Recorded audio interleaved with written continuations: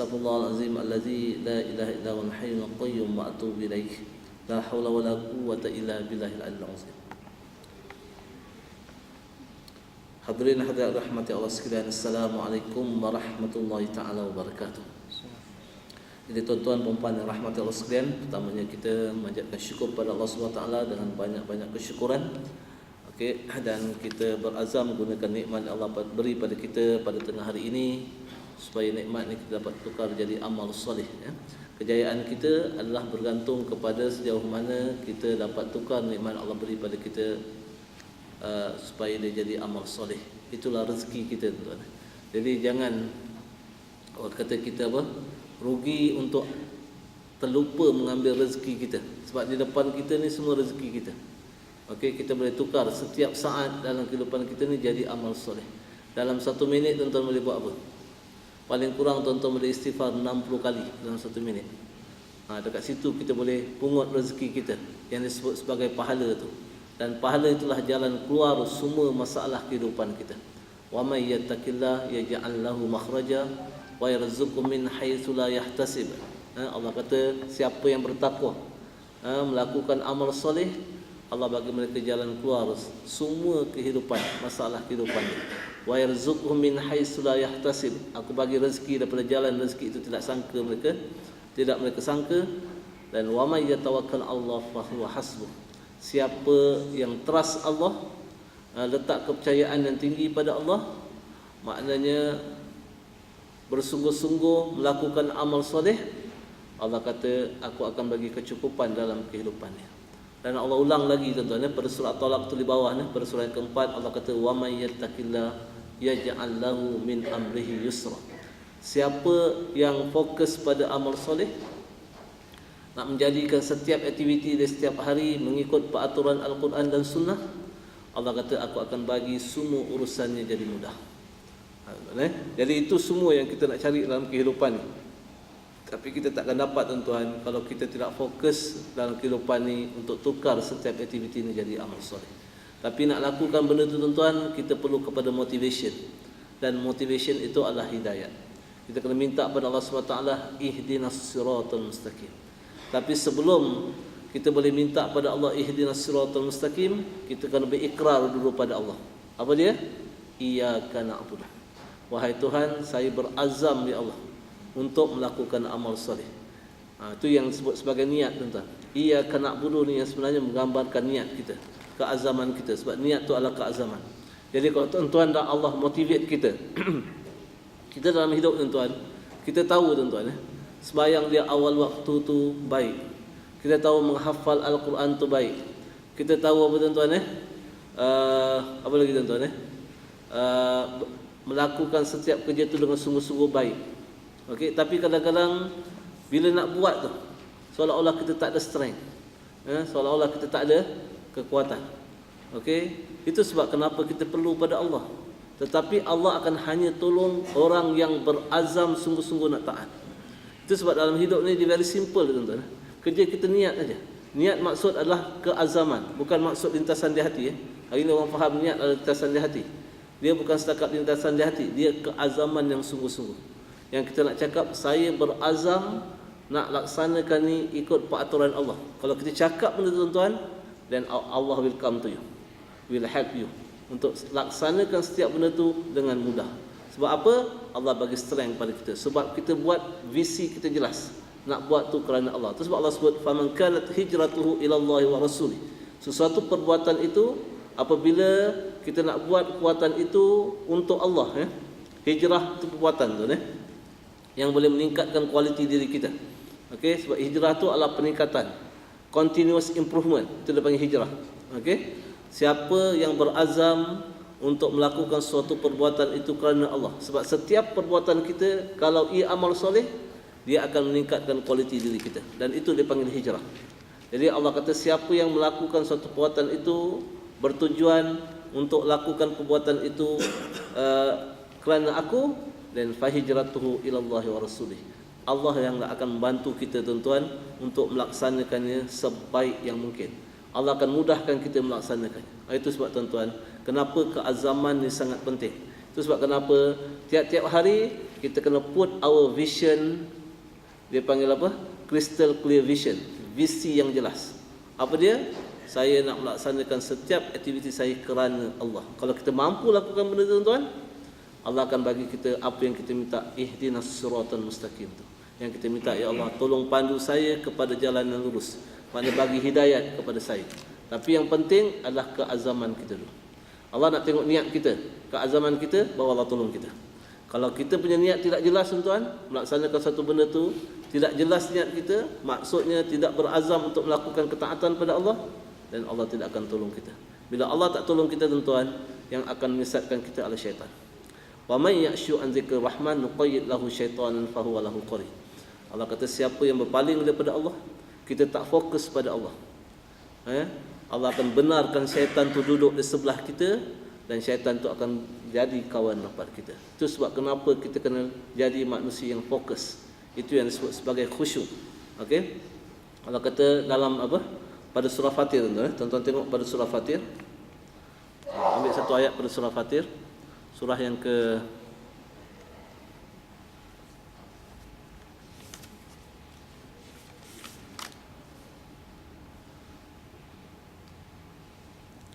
surah yang ketiga, surah yang ke-35 ayat yang ketiga, surah yang ke-35, muka surat 434, surah 35, ayat yang ketiga. Allah kata ya ayyuhallazi ya ayyuhan nas ya ayyuhan nas ya ayyuhan nas udhkuru ni'matallahi alaikum. Allah kata wahai manusia, ingatlah nikmat Allah ke atas kamu. Apa nikmat Allah tu? Tengok pada diri kita pun cukup. Allah kata fi anfusikum afala tubsirun. Pada diri kamu wahai manusia, cuba tengok apa ada. Mata kamu, telinga kamu, sihat kamu, makanan kamu. Allah suruh tengok. Okey? Allah suruh tengok. Nikmat, ingat segala nikmat Allah pada kita. Dan Allah kata hal min khaliqin ghairullahi yarzuqukum minas sama'i wal ardh. Adakah Allah kata Tuhan selain daripada pencipta, selain daripada Allah yang bagi rezeki kepada kamu daripada langit dan bumi? Allah tanya benda tu. Nampak tak? Adakah Allah yang bagi, adakah selain daripada Allah yang bagi kamu mata kamu, telinga kamu? Kita tahu benda tu tuan-tuan. Tapi Allah tanya lagi manusia, walaupun manusia tahu, supaya Allah nak remind manusia. Ni semua nikmat yang ada pada kamu ni, semua aku yang bagi. Hai manusia. Jadi lepas tu Allah kata apa? La ilaha illahu. Tidak ada pencipta, tidak ada Tuhan melainkan Ia. Fa anna tu'fakun. Kenapa kamu berpaling daripada aku wahai manusia? Kenapa kamu tak fokus pada aku? Fokus ni apa tuan-tuan? Bila kita fokus pada sesuatu, kita panggil apa? Fokus ni makna cinta, yang disebut sebagai hubun. Bila kita cinta pada satu benda, kita akan fokus satu benda. Itu sebab perkataan hubun tuan-tuan. Dalam bahasa Arab, asal perkataan hubun ni adalah perkataan ilahun. Ilahun, Tuhan tu maknanya hubun. Tuan-tuan nak tahu apa, di mana datang dalil Tuhan tu adalah hubun? Tuan-tuan buka pada surah Al-Baqarah ayat 165. Surah Al-Baqarah ayat 165. Ini saya kena ulang banyak kali tuan-tuan, sampai kita benar-benar pegang apa yang disebut sebagai visi, apa yang disebut sebagai hubbun, apa yang disebut sebagai ilahun. Okey. Pada ayat 165 Allah kata wa minan nasi may yattakhidhu min dunillahi andada yuhibbunahum ka hubbillah. Sebahagian daripada manusia, Allah kata ada orang yang ia mengambil selain daripada Allah itu sebagai seterunya. Allah ni ada seteru dia, partner dia, sama level dengan Tuhan. Apa maksud mereka mengambil satu benda tu sama level dengan Tuhan? Maksudnya adalah yuhibbunahum ka hubbillah. Mereka cinta pada benda tu sama mereka cinta dengan Tuhan. Maknanya mereka fokus pada perkara tu sama dengan mereka fokus pada Tuhan. Malah tuan-tuan, ni bukan tu saja. Mereka fokus pada benda tu lebih daripada mereka fokus pada Tuhan. Nampak tu? Hari ni tuan-tuan, kita cinta pada apa? Saya nak tanya, kita cinta pada apa?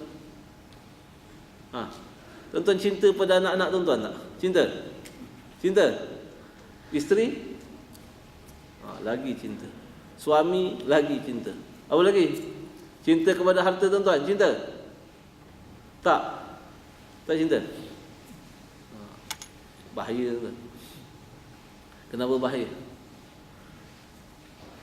Buka pada surah Ali Imran. Okey, saya cakap tadi makna cinta adalah ilahun.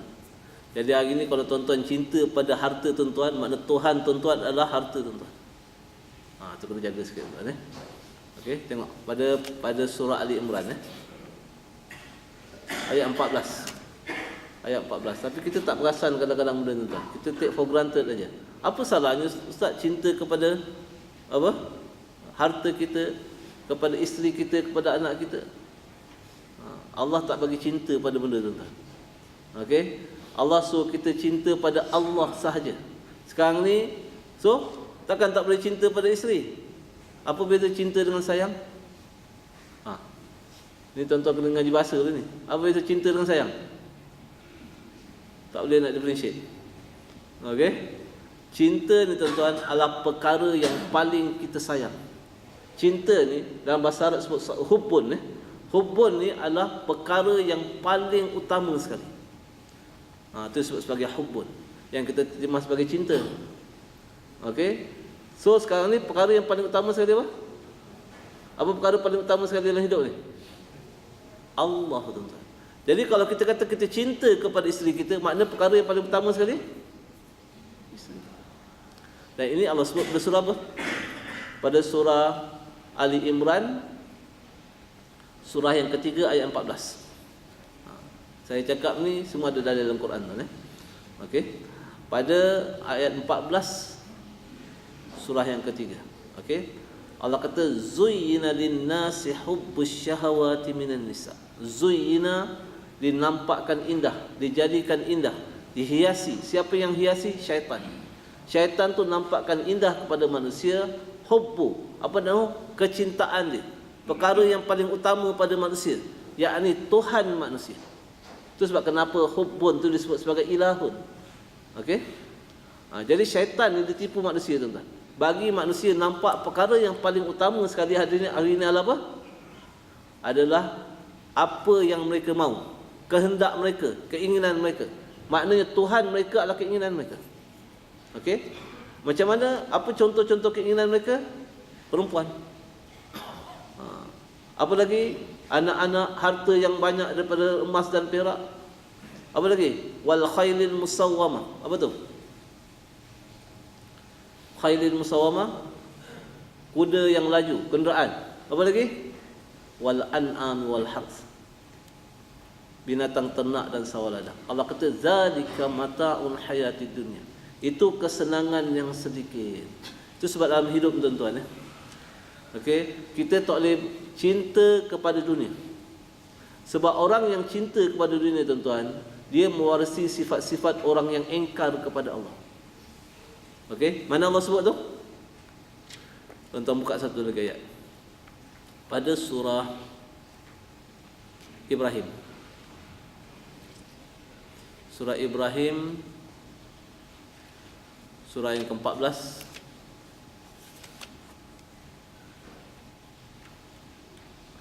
Ayat yang kedua dan yang ketiga tuan. Ayat yang kedua dan ketiga. Surah Ibrahim bukan surat 255. Ini cara kita nak tafsir Quran paling baik sekali melalui ayat Quran. Sebab Allah jelaskan satu persatu.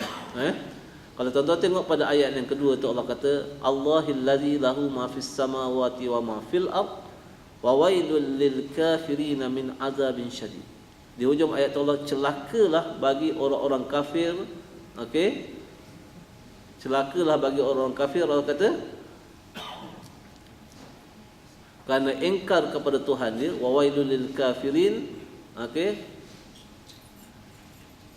kerana seksaannya sangat berat. Orang kafir ni celaka sebab dia engkar pada Tuhan dia. Sebab kita panggil kafara. Kafara maknanya engkar.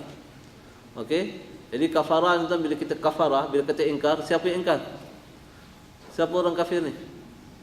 Orang Cina, orang India, itu je. Orang Melayu? Orang Melayu ingkar ke tak ingkar? Okay. Kita orang Melayu, orang Islam Ustaz. Apa makna Islam? Aslamah, apa makna? To surrender. So surrender, menyerah diri, mengabdi diri, mengikut peraturan apa? Peraturan Allah, peraturan Al-Quran dan Sunnah. Okey? Ada tak orang Melayu yang tak ngaji Quran? Ada? Ada? Dia engkar ke tak engkar? Engkar ke tak engkar? Ada. Termasuk juga orang Melayu. Okey? Jadi tuan-tuan tapi kita tak payah tengok orang di sekeliling kita. Yang penting tengok siapa? Diri kita dahulu. Tapi hari ni kita sibuk je tuan-tuan Kalau cakap benda tu dia tengok orang keliling dia dulu. Itu tak ngaji Quran ustaz, engkar pada Allah. Cakap kafir marah, cakap engkar tak apa. Okey? Tapi dia tak perasan diri dia, empat jari balik pada diri dia. Jangan tuan-tuan Apabila kita baca Al-Quran, reflect pada diri kita dahulu. Jangan tengok orang lain. Sebab kita kena baiki diri kita dahulu. Jadi Allah kata, orang yang engkar pada Allah ni, siapa orang engkar ni? Itu sebab kalau dari kaedah tafsir tuan-tuan, kalau di hujung ayat tu Allah kata wawailul lil kafirin min azabin syadid, celakalah bagi orang yang engkar ni, orang-orang yang engkar pada Allah ni, kerana mereka akan ditimpa dengan bencana yang besar. Selepas ayat tu kalau ada allazi, menunjukkan apa tuan-tuan? Dalam bahasa Arab dipanggil isim mausul. Mausul ni asal perkataan wasalah. Wasalah ni sambung. Maksudnya apa? Maksudnya ayat dan cerita tu belum habis lagi. Dia nak sambung. Sekarang ni Allah kata celakalah bagi orang kafir itu kerana dia akan ditimpa oleh azab Allah. Dan sekarang ni ayat tu nak explain siapa orang kafir tu. Ciri orang kafir ni siapa? Allah sebut allazina yastahibbuna al-hayatad dunya 'alal akhirah. Okey, iaitu orang-orang yang lebih menyukai kehidupan dunia. Cinta kepada kehidupan dunia lebih daripada akhirat. Apa yang mereka cinta? Itu yang pada surah apa? Ali Imran tadi. Ada 7 perkara, 6 perkara yang mereka cinta. Kenapa kita tak boleh cinta benda tu tuan-tuan? Kenapa Allah tak bagi kita cinta pada benda dunia ni? Kenapa? Sebab ia pasti berakhir. Saya nak tanya tuan-tuan, kalau tuan-tuan cinta kepada harta tuan-tuan, apa akan jadi kepada tuan-tuan? Apa akan jadi kepada tuan-tuan? Tuan-tuan akan stres tuan-tuan. Sebab apa? Sebab tuan-tuan akan ditimpa dengan penyakit khauf. Khauf tu apa? Bimbang. Bimbang apa? Bimbang apa? Bimbang harta tu akan meninggalkan kita. Betul tak? Tapi tuan-tuan, saya nak tanya, adakah harta tu akan meninggalkan kita? Ada? Pasti tuan-tuan, pasti. Sama ada harta tu akan cakap inna lillahi wa inna ilaihi raji'un, ataupun kita akan cakap inna lillahi wa inna ilaihi raji'un. Masa bila? Masa bila harta cakap inna lillahi wa inna ilaihi raji'un? Apabila kita meninggalkan harta tu. Kita mati kan? Tu sebab makna tuan-tuan, hari ni kalau kita cinta pada suatu benda, cinta tuan-tuan, kalau dalam bahasa Inggeris to attach. Kita terlalu sayang pada benda tu. Hari tu tuan-tuan tak tahu saya ada cerita kat sini tidak gitu. Ada kawan saya pergi ke Kelantan gitu. Mandi urai je, saya ada cerita gitu. Yang dia jumpa ada seorang pakcik itu tinggal selai sepinggangnya. Ada cerita tak di sini gitu? Ada. Tinggal selai sepinggang tu. Cakap sama kawan saya tu, "Dek, ini je yang tinggal ni." Ni. Bagi. Orang yang tinggal selai sepinggang ni siapa tu? Saya tanya orang tinggal selai sepinggang ni siapa? Orang mati tu lah. Betul kan? Orang mati kan tinggal selai dekat badan dia kan nampak. Ni aja yang tinggal. Rumah dia besar, dihanyut di air lah. Rumah dia besar. Kereta BMW dia tersadai dekat pokok tu dengan lumpuh penuh. Kat ini aja tinggalnya. Dia kata ustaz, bila dia saya cakap kat saya macam tu ustaz dia kata satu pelajaran yang besar tiba-tiba datang kat saya. Apa dia? Okey, apa dia tuan-tuan? Itu sebab Allah kata inna lillah. Apa makna inna lillah? Inna lillah, apa makna inna lillah? Sesungguhnya kami ini milik Allah. Sesungguhnya kami ini milik Allah. Tapi hari ini kita cakap apa tuan-tuan? Saya tanya hari ini kita cakap apa? Allah suruh cakap inna lillah, tapi hari ini kita cakap apa? Ini rumah saya. Ini harta saya. Ini kereta saya. Macam Allah kata ini adalah apa dia panggil? segala, cakaplah wahai manusia, apa yang ada pada kamu semuanya milik Tapi hari ini kita cakap apa? Ini milik aku, ini kereta aku. Habis kau tak ada, nak cakap apa Ustaz? Takkan nak cakap kereta ni milik Allah. Okey, letak aja kereta dekat depan, kat sisi tu, gantung aja kunci tu apa? Dekat luar, ni milik Allah, siapa nak pakai lah. Bukan maksud macam tu tuan-tuan, tidak Bukan maksud macam tu. Tapi Allah nak bagi kita supaya kita cakap ini adalah milik Allah, supaya kita jangan too attached to it. Sebab apabila kita too attached to it, tuan-tuan, apa akan jadi? Nombor satu, bila benda tu ada kat kita, kita akan bimbang, kita akan worry, tuan-tuan. Dan worry tu akan buat kita stres. Dan apabila benda tu meninggalkan kita, kita akan jadi apa? Sedih dan kesal. Itu sebab Allah tak bagi kita cakap inna lillah, inna li. Ini adalah milik aku. Sebab apabila kita cakap macam tu, kita akan ada perasaan cinta yang amat sangat pada benda tu. Dan Allah tak mahu kita letak kecintaan pada benda, tuan-tuan. Sebab apabila kita kita letak kecintaan pada benda, kita akan terseksa. Kita akan ditimpa dengan penyakit stres. Sama ada apabila benda tu ada, kita bimbang. Apabila benda tu hilang, kita akan kesal. Itu sebab Allah hanya suruh kita letak kecintaan ni hanya pada Allah. Itu sebab Allah guna perkataan la ilaha illallah. Tidak ada sebarang Tuhan kecuali pada Allah. Dan saya dah cakap tadi, Tuhan tadi maknanya hubbun. Hubbun makna apa? Tidak ada sebarang kecintaan kecuali kepada Allah. Kenapa, tuan-tuan? Sebab apabila kita cinta pada Allah, kita tak akan ditimpa penyakit stres. Sebab Allah tidak akan pernah meninggalkan kita. Nampak tak? Kullu syai'in halikun illa wajh. Allah kata semua benda akan binasa kecuali Allah. Jadi apa maksud saya, tuan-tuan? Hari ini bukan saya kata kita tak boleh sayang pada harta kita, kita tak boleh sayang pada anak kita, tidak. Sayang boleh, tapi jangan cinta. Sebab cinta ni hanya milik Allah saja. Bezanya apa, tuan-tuan? Bezanya cinta ini adalah perkara yang paling kita sayang dan perkara yang paling utama dalam kehidupan kita. Itu sebab Allah hanya benarkan kita cinta hanya pada Allah saja. Nampak? Itu yang kita nak ambil iktibar, tuan-tuan. Itu sebab kadang-kadang bila kita dalam hidup, tuan-tuan, jangan sekali-kali attach kita punya keselamatan kita, attach kita punya confidence kita pada benda. Hari ni kadang-kadang, tuan-tuan, kita ingat macam ada orang pencen tu cakap sama saya. Dia kata, Ustaz sekarang dah pencen, ada duit 2 juta Ustaz, okeylah, duit 2 juta ni cukup lah untuk apa? Jangan sekali-kali put that attachment, tuan-tuan, pada duit, tuan-tuan. Kalau Allah sayang pada kita, tuan-tuan, mungkin Allah akan uji kita. Macam mana? Allah boleh ambil duit 1 juta tu dalam sekejap mata saja. Nampak? Itu sebab kenapa kita tidak boleh cinta kepada benda. Sebab apabila kita cinta pada benda, kita syirik kepada Allah. Dan Allah ni dia sayang dengan kita. Dia sayang dengan kita, tuan-tuan. Dia tak mahu kita syirik pada dia. Dan kalau Allah benar-benar nak pelihara kita, tuan-tuan, cara Allah nak elakkan kita punya attachment pada benda tu, ada kemungkinan Allah akan ambil benda tu. Tapi ada orang yang akan dapat pelajaran, ada orang yang tidak akan dapat pelajaran. Ada orang yang dapat pelajaran, dia kata apa? Inna lillahi wa inna ilaihi raji'un. Sesungguhnya kami ini milik Allah dan sesungguhnya kepadanya lah kami akan dikembalikan. So maknanya apa? Maknanya dia tidak akan terlalu kecewa sangat. Sebab apa? Sebab kehidupan dia bukan dijamin oleh harta dia. Kehidupan dia ada dijamin oleh Allah. Itu sebab yang ni yang kita nak kena faham, tuan-tuan, dalam kehidupan. Itu sebab kenapa kita kena jadi manusia yang fokus, cinta kepada Allah. Kita pelihara Allah, Allah akan pelihara kita. Tapi hari ini, tuan-tuan, kadang-kadang kita terlalu bergantung kepada benda, tuan-tuan. Kalau kita bergantung pada benda, kita akan ditipu penyakit tu lah. Penyakit stres. Jadi itu yang Allah kadang-kadang nak elakkan kita kena perkara tersebut.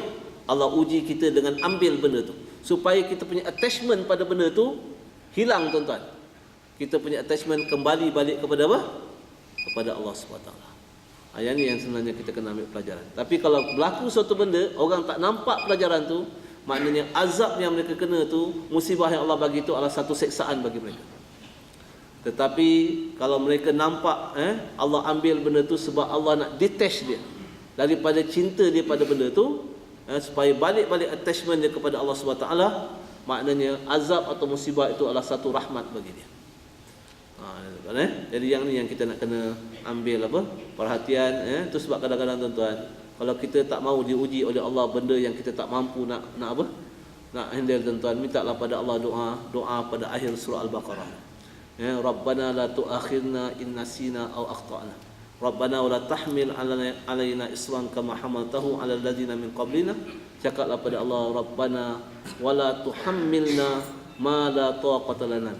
Ya Allah, jangan engkau bebankan atas aku ya Allah perkara yang aku tak mampu nak pikul. Maknanya kalau aku kena benda tu, aku jadi tak taat pada kamu ya Allah. Tolong jangan bagi seperti itu ya Allah. Kalau kamu nak uji aku ya Allah, biarlah kamu uji aku mampu handle ujian tersebut. Minta pada Allah awal-awal tuan-tuan, sebelum Allah uji kita, di mana kita nanti boleh buat kita kecewa dan tidak taat pada Allah SWT. Itu sebab kita kena sentiasa fokus pada Allah. Allah tidak akan menzalimi kita tuan-tuan. Wa ma zalamnahum walakin kanu hum zalimin. Kata aku tidak zalim kamu hai manusia, tapi kamulah, dia panggil apa? Menzalimi diri kamu sendiri. Apa makna zalim? Tuan-tuan, kenapa Allah kata kamu yang menzalimi diri kamu? Apa zalim kita tuan-tuan? Zalim kita tak ngaji Quran sungguh-sungguh. Itu zalim kita. Yang tu yang kita nak ambil. Sebab apa? Kehidupan ni objektif dia adalah untuk taat pada Allah, dan tak mungkin kita taat pada Allah kalau kita tak ikut peraturan dia, dan tak mungkin kita boleh ikut peraturan dia kalau kita tidak sungguh-sungguh menguasai peraturan dia. Nampak? Itu kita kena be very specific tuan-tuan. Jangan kita orang kata hadapi kehidupan agama ni main rasa-rasa, main agak-agak, tak ada. Must be very specific. Apa yang patut kita buat, okey, saya terus tuan-tuan pada buku ni. Tuan-tuan tengok pada muka surat 23. Okey, saya sambung lagi. Hari itu kita dah cerita bahawa kelalaian manusia dengan Al-Quran. Manusia ni tuan-tuan pada ayat 22 tu Allah dah cakap Quran ni sangat penting. Allah kata zalikal kitab. Okey, zalika kalau tuan-tuan mengaji bahasa Arab, dia adalah isim isyarat. Isim isyarat makna that ataupun this. Okey, itu ataupun ini. Al-kitab tu kalau tuan-tuan mengaji bahasa Arab, dia panggil al-ma'rifah, isim ma'rifah. Al-kitab, asal perkataan kitabun, a book. Kalau dia tahu alif lam, dia kata the book. Jadi Allah sebut situ apa maknanya? Itu buku. Itu buku. Apa maknanya? Allah nak cakap this is the only book. La raiba, tidak ada keraguan langsung, tidak ada confusion. Maknanya orang kalau mengaji Quran tuan-tuan, dia takkan confuse.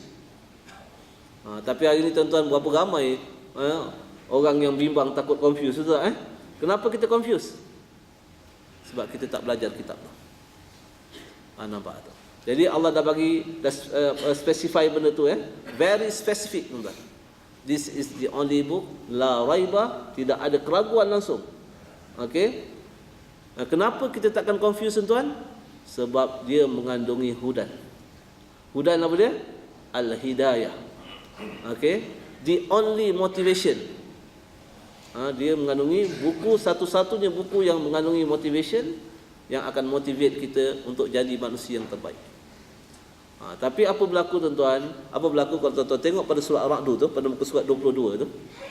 Pada muka surat 22 buku You Are The Best kita sebut tilka ayatul kitab wallazi unzila ilaika min rabbikal haqq walakinna aktsaran nasi la yu'minun. Allah kata ini adalah ayat-ayat daripada kitab Al-Quran yang diturunkan kepada kamu wahai Muhammad daripada Tuhan kamu, ia adalah benar. Apa benarnya tuan-tuan? Dia nak tunjuk kita pada right direction, compass. Okey. Tetapi Allah kata walakinna aktsaran nasi la yu'minun. Kebanyakan manusia tidak beriman kepada Al-Quran. Kebanyakan manusia tidak yakin pada Al-Quran. Kenapa dia tidak yakin? Itu sebab dia tak sungguh-sungguh belajar Quran. Okey, itu tuan-tuan Dan Allah sebut lagi tuan-tuan, dan Allah sambung pada muka surat 23 tu. Pada muka surat 23 tu saya sambung lagi. Pada ayat pada surah Al-Furqan, pada surah Al-Furqan surah yang ke-25 ayat 30 tuan-tuan. Ayat 30 Allah kata wa qala rasul ya rabbi inna qaumi ittakhadhu hadzal qur'ana mahjura. Berkata Rasul, wahai Tuhanku, sesungguhnya kaumku ni ambil Quran sambil lewa sahaja. Itu sebab tuan-tuan mengaji Quran ni, okey, apa juga yang ada kaitan dengan Al-Quran, tak boleh mengaji dengan santai-santai, tak boleh. Kalau tuan-tuan mengaji dengan santai-santai, apa akan berlaku? Tuan-tuan buka pada surah Al-Ankabut. Saya tunjuk dalilnya. Hari ni kalau kita kerja, boleh ke kerja dengan santai-santai? Boleh? Boleh? Kalau tuan-tuan lain kali tuan-tuan letak basketball punya itu tu dekat depan lobi KLCC tu. Sambil-sambil kita kerja kita main basketball, boleh? Saya pernah tengok masa dekat England tuan-tuan satu cerita dekat bank. Dia letak basketball punya itu tu dekat lobi bank tu. Jadi bila staff dia datang main basketball. So kerja dengan santai. Boleh? Dekat Petronas kerja dengan santai boleh? Kalau you jadi doktor pun kita jadi doktor buat secara santai lah. I nak operate you, relax dulu lah, bagi dulu I minum kopi kan, kejap lagi I operate lah you. Okay, you relax dulu.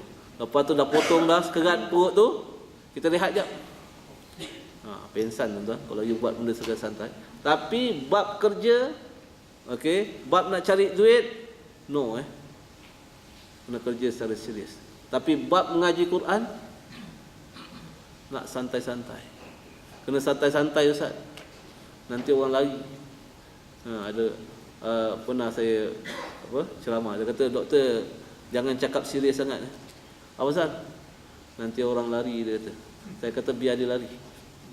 Kan biar dia lari. Dia lari sebab dia tidak berminat dengan benda tu. Okey. Kita punya objektif hari ini dalam hidup tuan-tuan bukan nak panggil orang datang kat kita.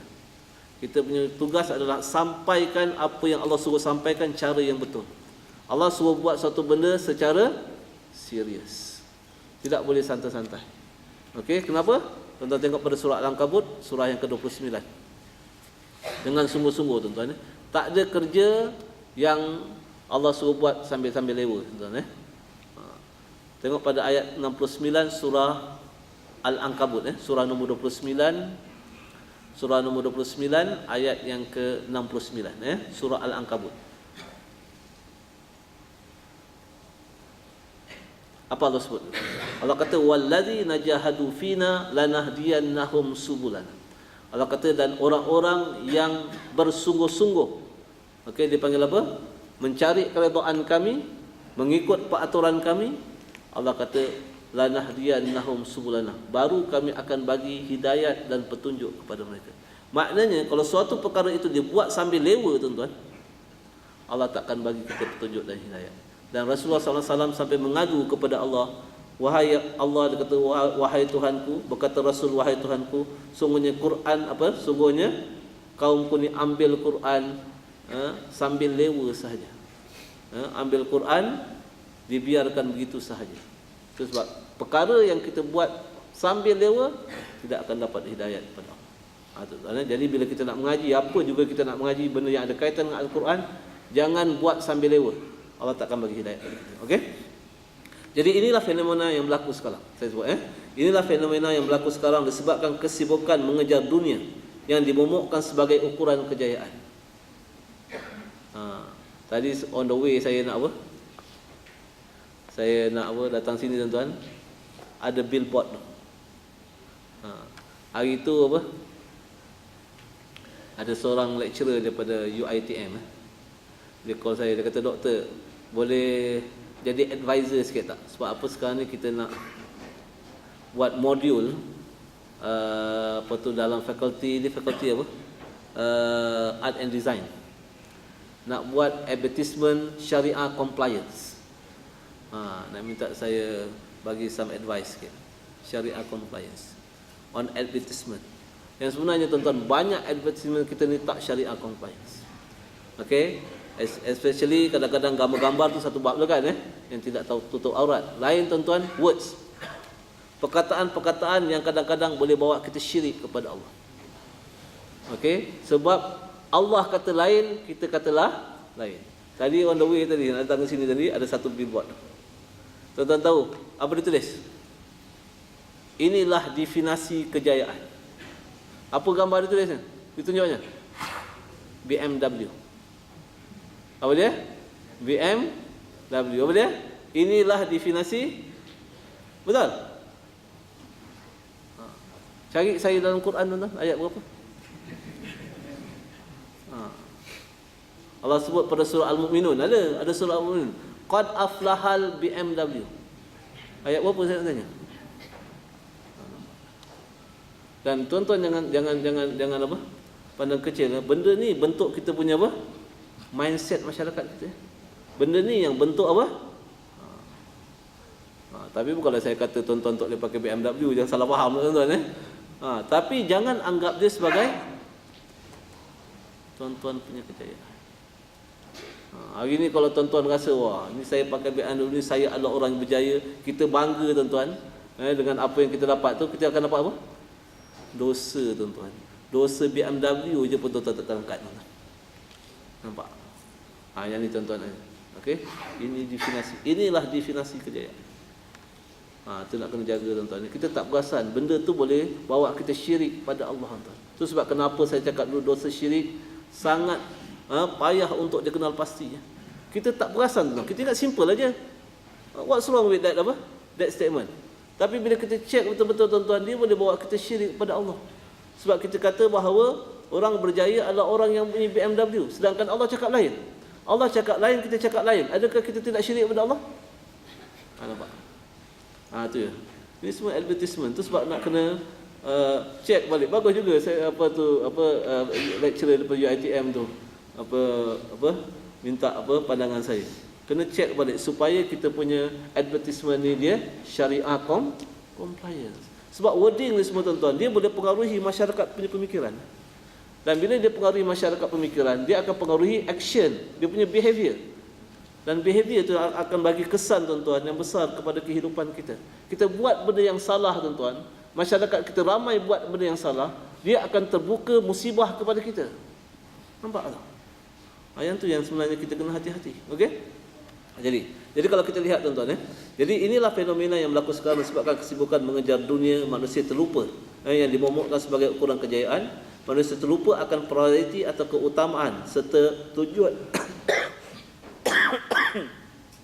tujuan asal mereka dihidupkan di dunia ini. Mereka lebih mahir ilmu-ilmu keduniaan seperti bahasa Inggeris, komputer, sains dan sebagainya, tapi ilmu Al-Quran mereka tinggalkan. Hatta kadang-kadang membaca Al-Quran tidak tahu ataupun merangkak-rangkak. Nampak? Mana mungkin kita ingin menjadi manusia yang terbaik kalau kita tiada komitmen dengan Al-Quran dan tiada inisiatif untuk memahirkan diri kita dengan Al-Quran. Allah meletakkan belajar Al-Quran sebagai fardu ain, yakni first priority, kerana ia mengandungi ilmu kepimpinan dan pengurusan kehidupan. Tambah sikit tuan-tuan, kalau tuan-tuan ada buku kat situ tambah sikit, sebab saya tertinggal. Okey? Kerana ia mengandungi, saya tulis itu ilmu pengurusan kehidupan, tapi ada satu lagi tertinggal, ilmu kepimpinan dan pengurusan kehidupan. Ilmu membina sikap yang betul, ilmu bentuk manusia menjadi orang yang baik. Apa gunanya kita mempunyai masyarakat kaki tangan dan anak-anak yang pandai ilmu teknikal seperti bahasa Inggeris, komputer dan kejuruteraan, tetapi perangai mereka suka mementingkan diri, rasuah, khianat dan sebagainya. Saya teringat kata-kata seorang cendekiawan tuan-tuan. Cendekiawan ni dia salah seorang profesor daripada Universiti Al-Azhar. Dia tulis buku tu, nama buku tu Baiti Jannati, nama buku tu. Rumahku syurgaku. Apa dia tulis dalam buku tu? Dia kata sekiranya kita mendidik anak-anak kita pandai dalam ilmu keduniaan, tanpa ilmu Al-Quran, kita mendidik mereka berpotensi menjadi pencuri yang profesional. Saya pernah cerita benda ni tak dulu? Saya pernah cerita tak dulu saya jadi auditor ada satu kes. Pernah cerita kat sini? Dulu masa saya jadi auditor tu, ada satu kes di Singapura. Di Singapura, dia ni sistem analis Sistem analis dalam company tuan-tuan, dia kena work very close dengan accountant. Sebab apa? Financial system tu, semua activity dalam company tu is very, apa orang kata, closely related dengan apa? Financial punya benda kan. Jadi kita kena kerja, orang kata back to back apa tu orang kata, department accounting department, sistem analis sebelah aja. Biasanya lah. Apa tu dia sistem analis memang dia memang pandai, dia bijak. Okey. Jadi satu hari tuan-tuan, sebabkan kebijaksanaan dia buat satu program yang boleh get through the system. Okey. Get through the system, dia buat satu program the final sense dalam apa? Dalam accounting, dalam bank statement tu, the final sense. Ni masa tu kita audit banking system. Okey. Kata dulu kalau kita punya statement dulu, katakan you ada 3000.23 sen kan? Dulu. Sekarang ni dia round up kan? Dulu 0.23 sen. Okey, dia buat apa? Satu program yang point 2 3 tu, yang 3 ujung tu dia siphon that money to another account. Dia buat program tu tak ada siapa yang perasan. Tengok bijak dia. Tak ada siapa perasan. Sampai auditor pun tak perasan tuan. Nampak? Bukan small company yang audit tuan eh. Pit Mawik tuan eh. Big company, international company. Nampak tu. Yang audit. Okey, tak perasan tuan-tuan. Kes ni keluar dalam newsletter dulu. Apa tu apa? Tak perasan. Dan tuan-tuan tahulah satu hari ada berapa puluh ribu transaction. Tiap-tiap kali transaction berubah, that sense will berubah. Then that sense will be siphoned to another account. Berapa juta masuk account ni. Tak perasan eh.